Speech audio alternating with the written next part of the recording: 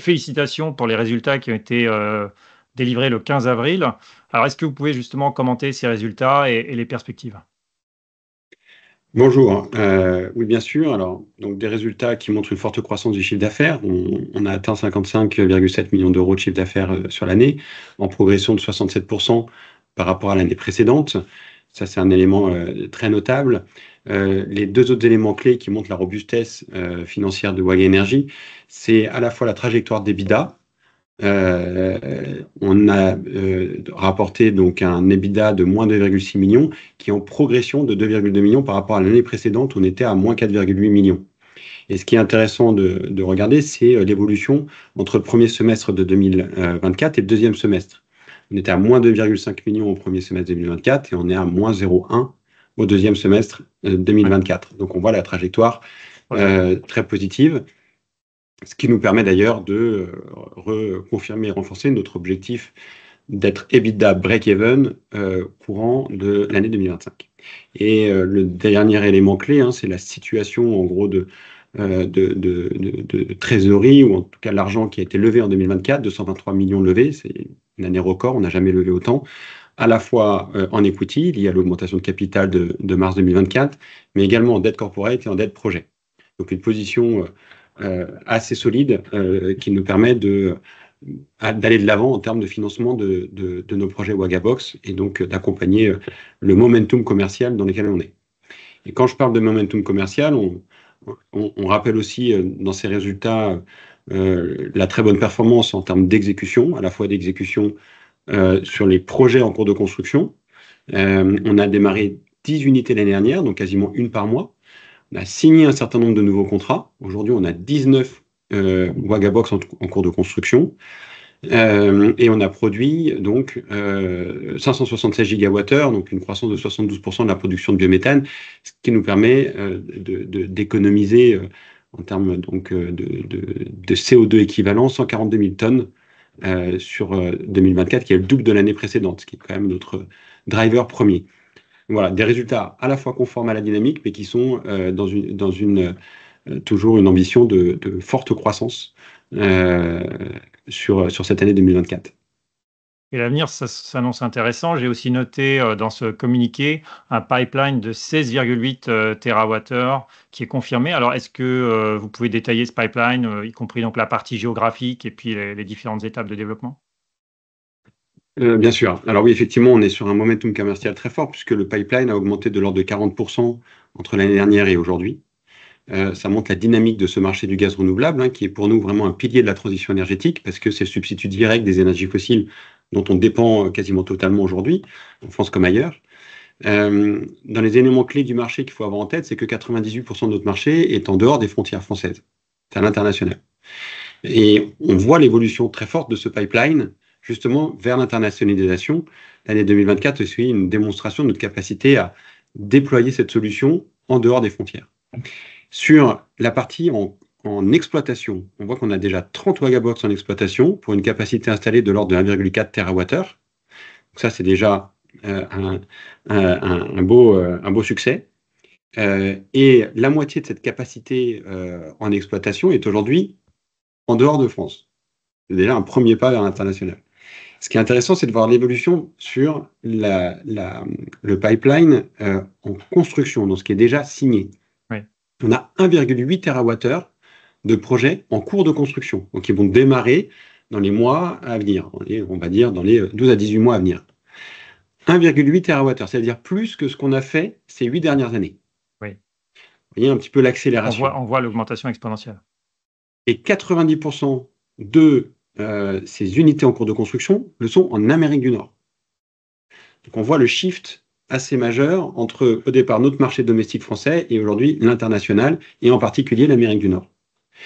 Donc tout ça, c'est ce qui est déjà signé, sécurisé au niveau donc des droits d'exploitation des gaz de ces sites de stockage de déchets. Et ensuite, vous avez vraiment le pipeline. Donc on va chercher à convertir en projet dans les années qui viennent.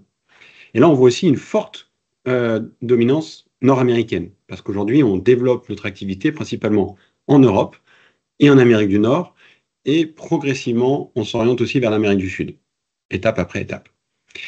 16,8 TWh, vous voyez que c'est 10 fois ce qui est aujourd'hui Oui. en construction. Donc C'est 80% de ce qui reste, oui. donc c'est énorme.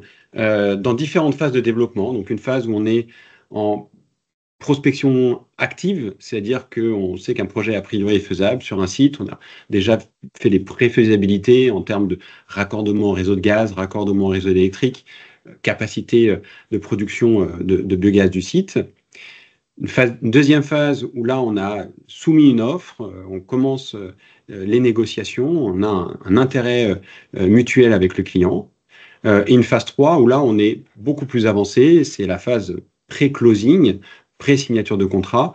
On est soit en négociation exclusive, soit on a été retenu dans le cadre d'un appel d'offres public. Donc c'est vraiment la phase sur laquelle on est très actif pour essayer de la convertir en projets qui devront ensuite passer donc en construction dans le deuxième camembert. D'accord. Et donc, ces 16,8, c'est des phases 3 ou c'est tout mélangé? C'est phase 1, Ah, phase 2, phase ouais, 3. d'accord, ok. Donc Très bien. on ne prend pas les projets en prospection. Hmm, Les projets en prospection, il y en a des centaines, puisqu'on estime qu'il y a à peu d'accord. près 20 000 sites dans le monde. Là, c'est vraiment les projets sur lesquels l'équipe bosse activement. Ouais, ok, d'accord. Très bien. Et ce qu'il faut comprendre dans ce pipeline, c'est qu'on a aussi un enjeu stratégique pour les années à venir, c'est de signer ce qu'on appelle des portefeuilles de projets. C'est-à-dire qu'il y a des opérateurs qui ont plusieurs projets, quelques projets, voire des dizaines de projets, voire certains des centaines de projets pour les leaders mondiaux. Nous ne les avons pas intégrés dans ce pipeline, dans ces chiffres, parce que ça créerait trop de distorsions, en quelque sorte, en fonction du fait que si on les gagne ou si on les perd. Ouais. Et donc, on a préféré mentionner le fait que ces pipelines ne sont pas considérés aujourd'hui dans les chiffres du pipeline. Vous avez des chiffres qui sont effectivement ambitieux et malgré tout des hypothèses assez conservatrices sur le développement, justement, pour pas faire trop de distorsions. Exactement. Autre chose, je l'ai noté, 400 millions d'euros, enfin un chiffre d'affaires annuel récurrent contractualisé supérieur à 400 millions d'euros. Et donc ma question par rapport à ça, c'est sachant qu'une certaine partie du chiffre d'affaires enfin une partie du biométhane est vendue à prix variable, comment est-ce que vous pouvez garantir? Est-ce que c'est un chiffre d'affaires minimum sur la durée? Alors, garantir, effectivement, c'est en fait, on a des contrats long terme à des prix fixes indexés. Oui, Donc celle-là, c'est relativement quand même solide, oui, malgré effectivement les taux de change, les petites variabilités qu'on pourrait avoir à l'horizon fin 2026. Et en fonction des pays, on peut avoir une portion du gaz qui est vendue sur le marché du gaz renouvelable. Souvent un marché qui est plus profitable, mais qui est du coup un peu plus fluctuant aussi. Donc, disons qu'il y a effectivement on va dire des upsides ou des downsides sur ces 400 millions, mais c'est ce qu'on espère avoir sécurisé par rapport à des conditions de marché normales à horizon fin 2026. C'est-à-dire, on espère avoir signé un certain nombre de projets de droits d'exploiter sur les sites de stockage en Europe, en Amérique du Nord, en Amérique du Sud, et que l'équivalence en termes de chiffre d'affaires de tous ces droits fera à peu près 400 millions euh, euh, dans ce mix prix fixe long terme et prix de marché qu'on considère à un instant donné.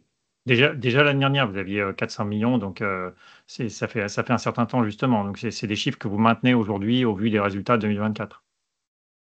C'est plus que l'année dernière, Ouais, puisque les guidance, on les a établis mi-2021 en préparation de l'introduction en bourse et on ne les a pas touchés jusqu'à aujourd'hui.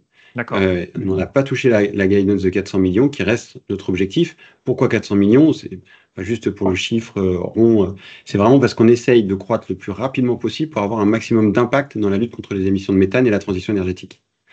Et donc, on a imaginé une trajectoire de croissance qui soit, on va dire, supportable industriellement et humainement, le temps de multiplier les équipes, les former et lever les financements et donc déployer l'organisation industrielle associée à cette croissance qui est déjà quand même très soutenue. Il y a d'autres objectifs dans notre guidance de 2026, notamment les 200 millions d'euros de chiffre d'affaires on a confirmé qu'on décalait de quelques mois cette guidance-là, 4 TWh installés de même.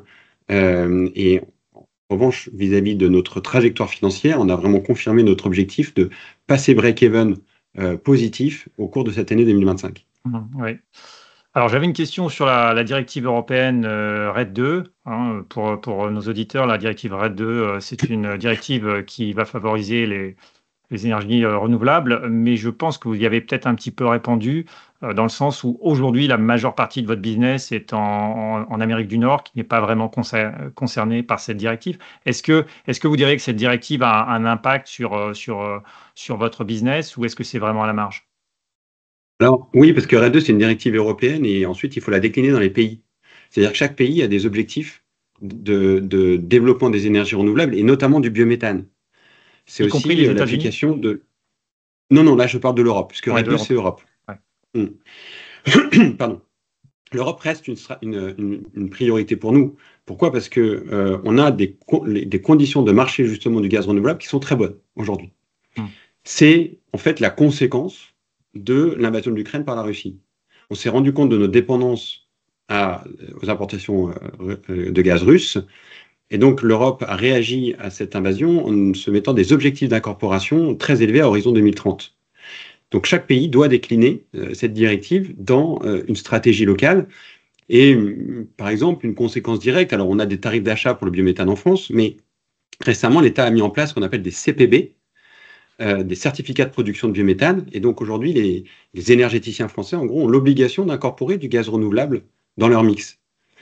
Donc c'est un effet indirect, cette directive RED 2, mais effectivement, ça tire le marché du biométhane, et donc c'est très positif pour notre développement.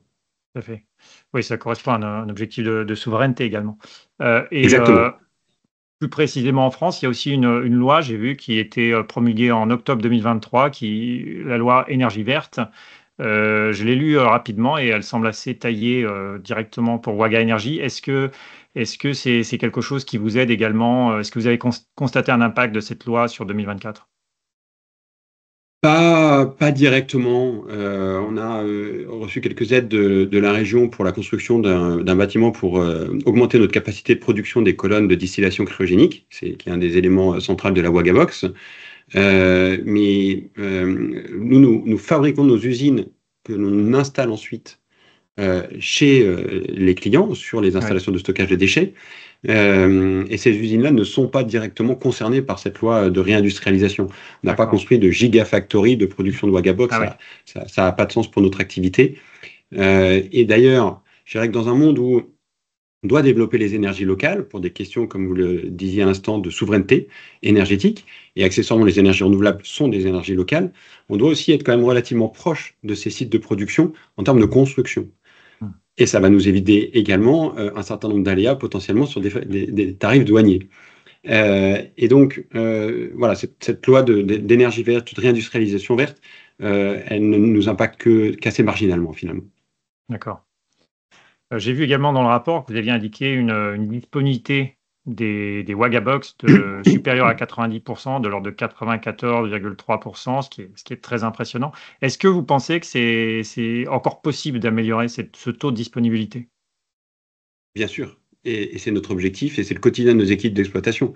Et on ne se satisfait pas de ce 94,3%. Notre objectif est clairement d'être au-dessus de 95% pour toutes les machines. Donc d'avoir des moyennes plutôt à 96, 97% globalement. D'accord. C'est bien, effectivement, parce qu'on est sur un gaz très compliqué, avec des usines à gaz relativement Ouais, complexes c'est à le cas de le exploiter. dire. Et donc, je remercie les équipes d'exploitation qui s'acharnent tous les jours à les faire tourner au maximum. Mais le plafond, c'est 100%. Donc la cible, Oui, c'est 100% modulo la maintenance, puisqu'il faut quand même qu'on s'arrête 3-4 jours par an pour faire tout le renouvellement des pièces, le changement d'accord. de l'huile, des filtres, etc. D'accord, oui, donc vous n'atteindrez jamais 100%, mais déjà, moi, j'ai l'impression que 94%, c'est très, très bien. Pour l'industrie, c'est une très belle performance, Ouais, mais on aime viser l'excellence. d'accord. Vous avez annoncé le 6 février la création de Waga Energy au Brésil. Et donc 2 mois après, est-ce que vous avez déjà des projets qui sont en phase 1, voire phase 2, voire phase 3, comme vous le disiez auparavant? Alors oui, alors quand on décide d'ouvrir une filiale, c'est qu'on a déjà pas mal prospecté. Ah oui, C'est-à-dire qu'on est relativement confiant sur le fait qu'il y a un marché et que, en y mettant encore un peu d'huile de coude et un peu plus de ressources, on doit pouvoir signer les premiers projets. Donc le Brésil, ça fait quand même quelques temps qu'on travaille sur cette opportunité parce que c'est un très grand pays, 220 millions d'habitants, avec des grandes villes et donc beaucoup d'installations de stockage des déchets qui produisent des quantités très très conséquentes de gaz. Il y a un réseau gazier et il y a une volonté de produire donc du gaz renouvelable pour commencer à substituer une partie du gaz fossile. Et les conditions de marché en termes de prix sont pas mal.